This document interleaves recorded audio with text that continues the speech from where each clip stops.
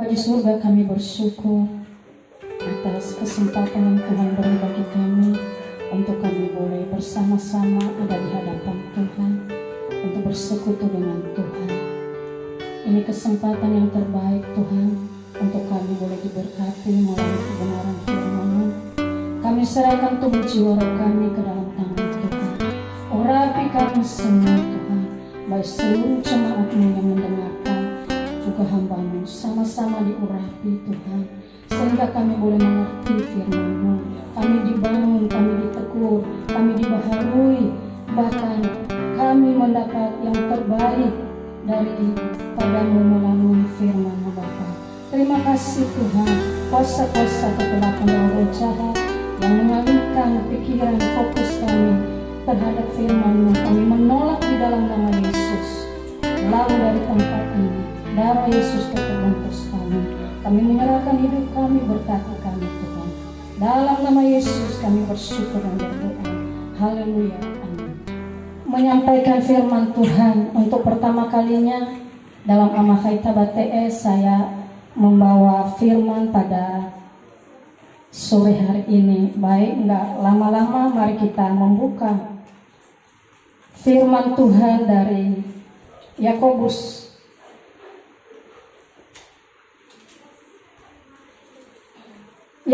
pasal 5 ayat 16b saja. Kita akan sama-sama membacanya. Yakobus 5 ayat 16b. Kalau udah kita mendapatkannya, mari kita sama-sama membacanya. 1, 2, 3. Doa orang yang benar bila dengan yakin didoakan sangat besar kuasanya. Ini berbicara tentang doa. Dan saya akan beri tema adalah doa yang mengubah segala sesuatu.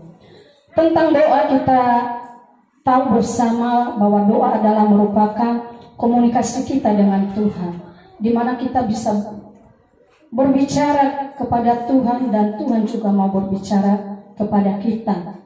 Nah, doa itu sangat penting di dalam kehidupan setiap orang yang percaya. Bahkan kita tahu bahwa doa itu adalah merupakan nafas kehidupan dari setiap orang yang percaya kepada Tuhan. Berarti kalau nafas kehidupan, berarti itu sangat penting.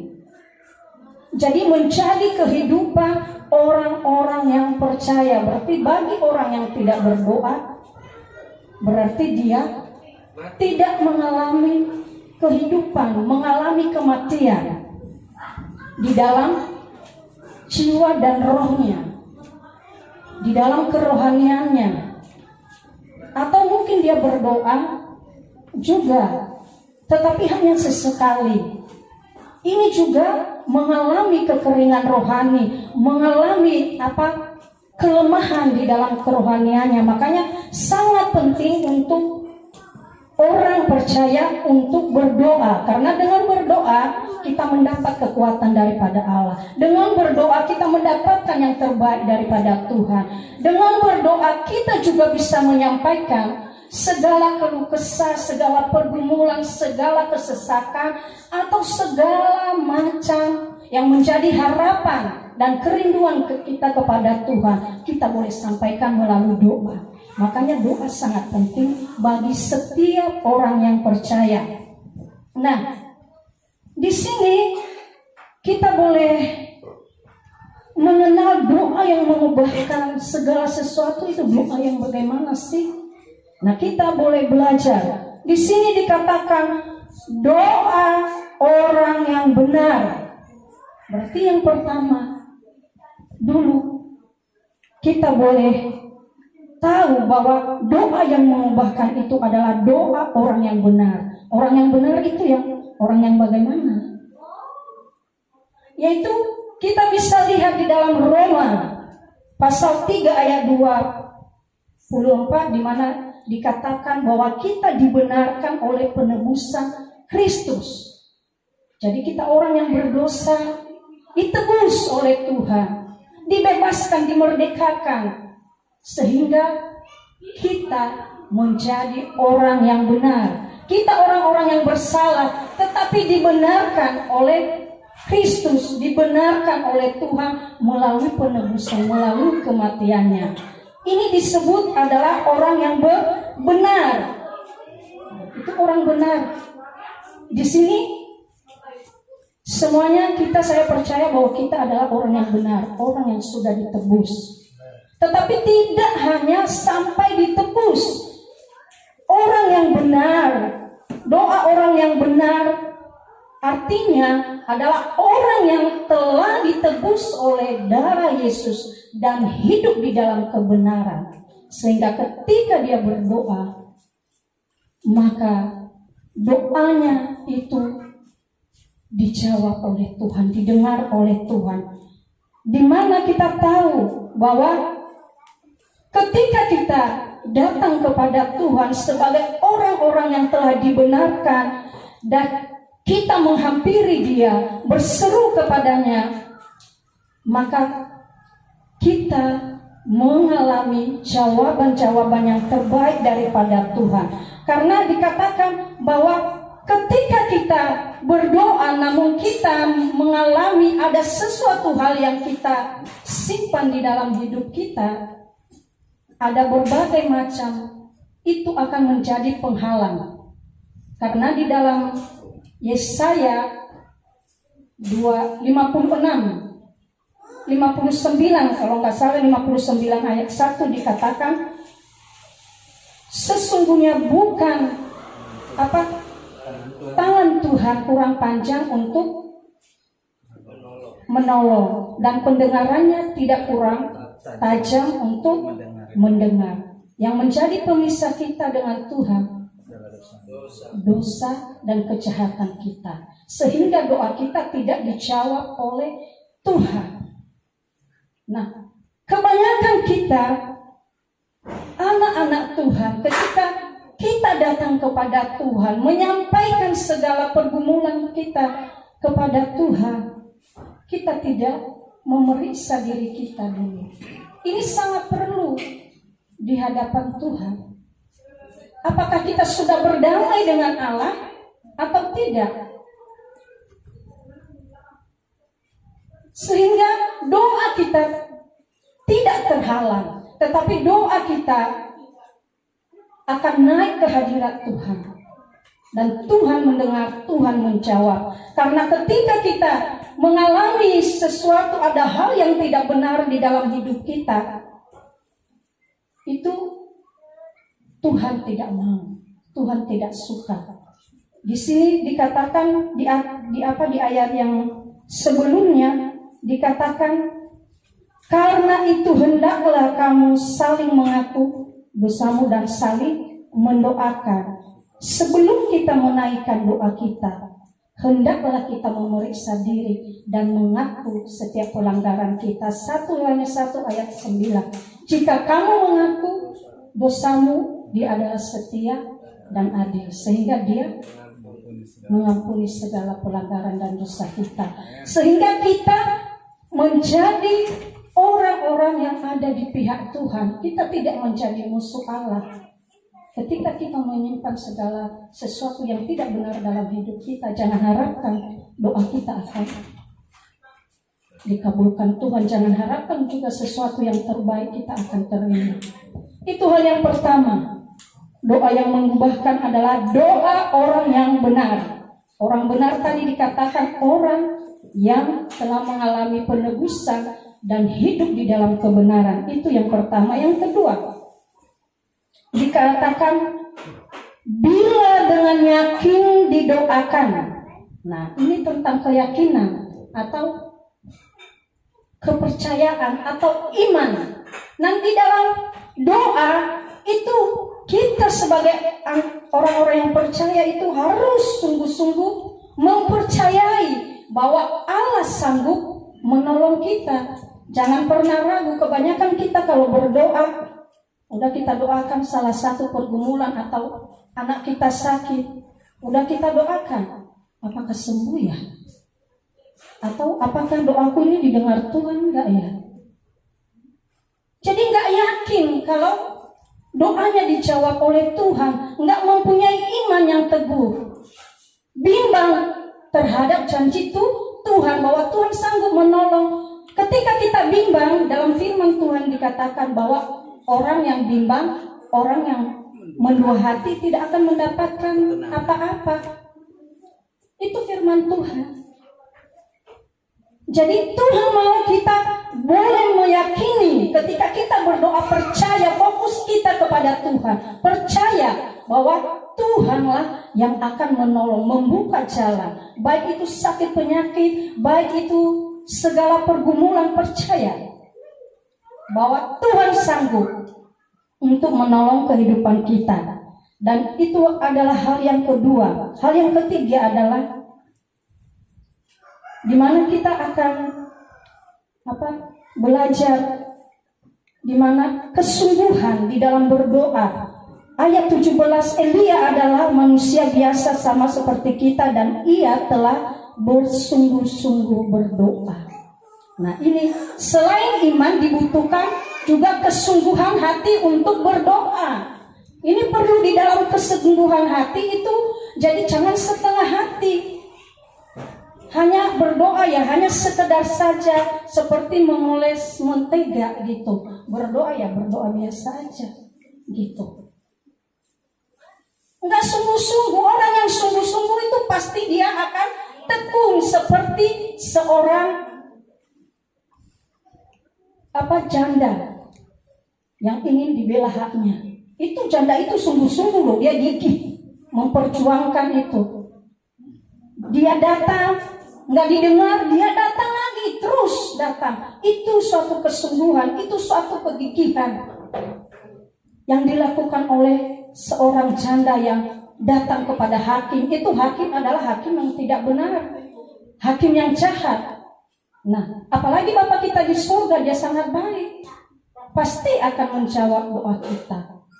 Entah doa kita dijawab saat itu juga, atau nanti tunggu, atau tidak, itu juga jawaban Tuhan tentang tidak. Nah, di sini kita boleh melihat kesungguhan hati, bersungguh-sungguh untuk mendoakan segala sesuatu kepada Tuhan. Jangan hari ini saya doakan, besok enggak. Terus saja. Ketika kita bertekun, ketika kita setia datang kepada Tuhan, Tuhan tidak akan mengecewakan kita. Tidak. Karena dia Bapa yang baik, dia akan memberikan seturut dengan kehendak kita. Walaupun kadang-kadang jawaban Tuhan itu tidak sesuai dengan keinginan kita, tetapi yang diberikannya adalah yang terbaik. Itu yang harus kita pahami di sini. Jadi saya menyaksikan memang beberapa minggu yang lalu kami, baik suamiku juga Pak Yohanes maupun saya, dibawa untuk melayani orang lain. 2 hari yang lalu sesuai dengan kesaksiannya tadi, di mana hari Jumat kemarin jemaat kami ini seorang ibu-ibu, dia mengalami sakit, kolesterolnya tinggi. Terus sepanjang hari Jumat itu dia mengalami sakit semua di seluruh tubuhnya, sakit, dan enggak tahu dia menangis. Pas jam 5 saya ditelepon oleh majelis. Majelis ini juga dia ada di luar. Nah, jadi dia telepon saya karena ini keponakannya. Dia bilang, Ibu Tabita itu tolong dilayani, didoakan. Seorang ibu ponakannya, dia katanya sakit, nggak tahu lah apa yang terjadi di dalam diri dia. Tapi tiba-tiba roh saya katakan ini ada yang tidak beres dengan ibu ini. Akhirnya aku bilang, nggak ada bapaknya juga. Kalau saya mau melayani seorang diri, bagaimana kalau terjadi apa-apa nanti? Itu yang saya pikirkan. Akhirnya biasanya kalau kami berdoa itu ada bapaknya dan bertiga dengan berempat dengan majelis. Ada seorang majelis yang masih ada, saya telepon, ayo kita datang. Ketika kami datang di sana, ibu ini udah kesakitan. Saya tanya, kenapa kamu ini? Semua ini sakit badanku, nggak tahu kenapa. Oke, baik, mari kita berdoa. Kami berdua dengan majelis menaikkan pujian kepada Tuhan.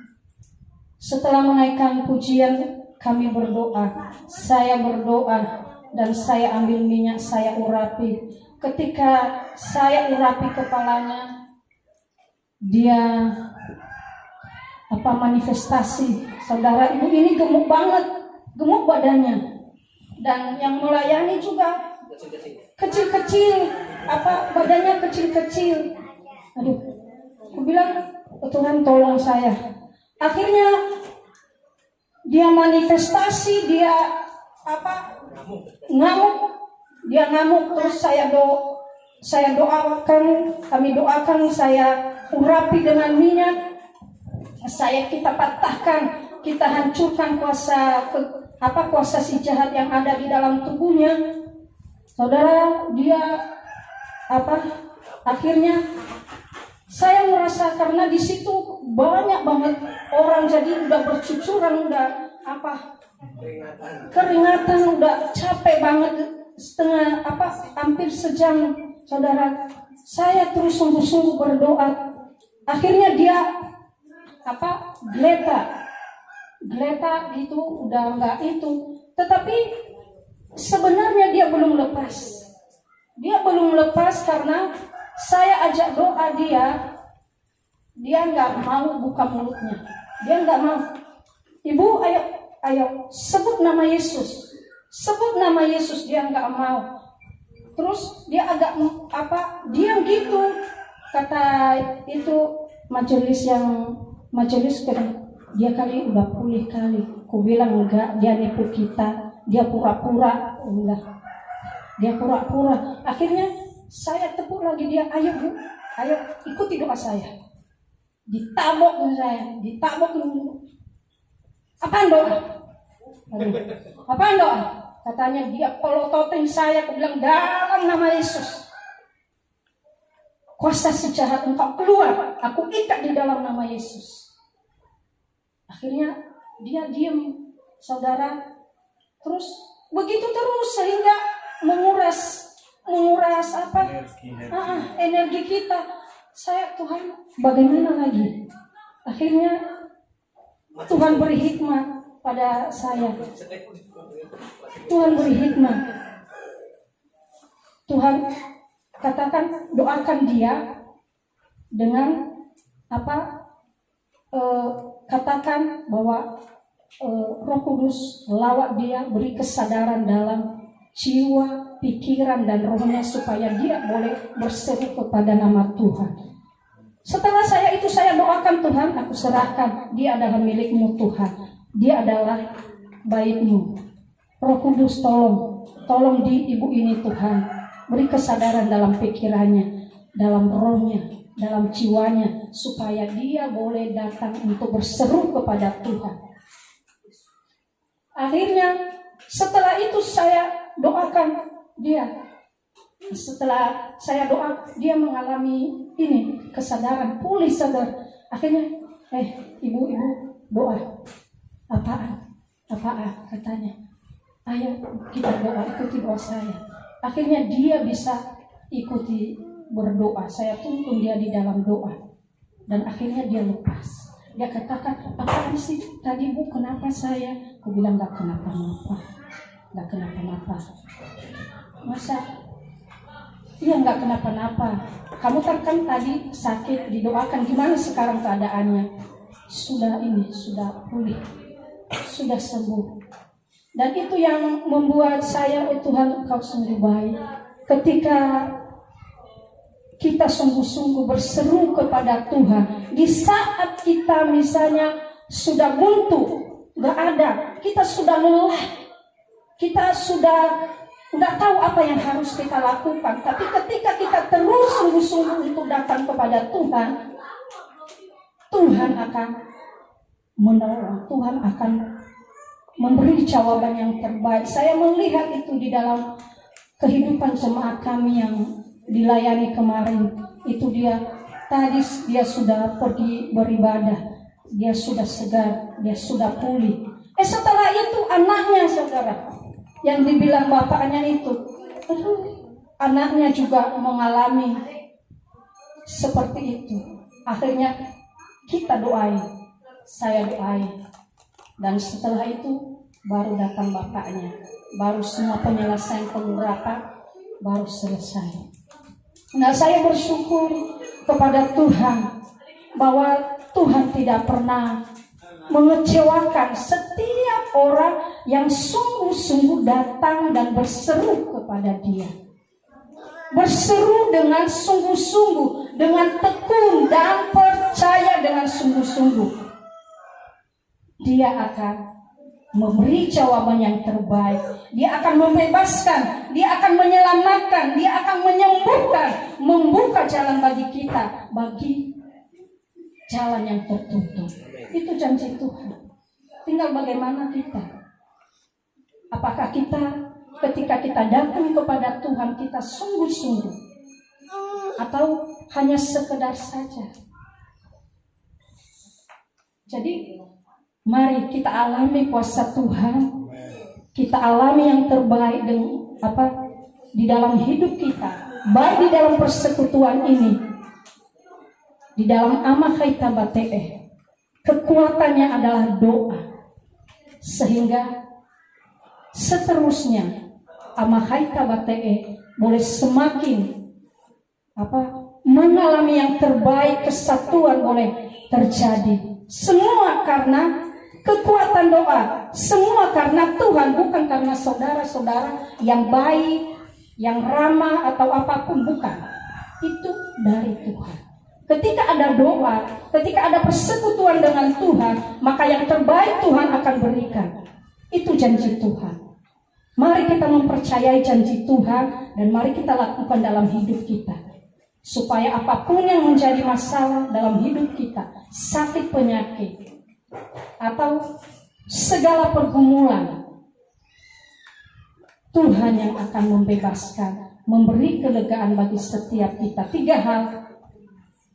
Doa yang mengubahkan adalah doa orang benar, doa yang yakin, dengan yakin didoakan, atau dengan iman, dengan penuh keteguhan hati, dan yang ketiga dengan penuh kesungguhan hati akan mengubahkan. Saudara-saudara kekasih Tuhan Yesus, jangan sia-siakan hidup ini. Masih ada kesempatan kita untuk menjadi berkat.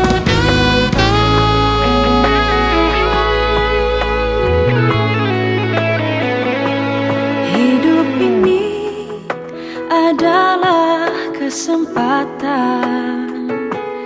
Hidup ini untuk melayani Tuhan. Jangan sia-siakan waktu yang Tuhan beri. Hidup ini harus jadi berkat.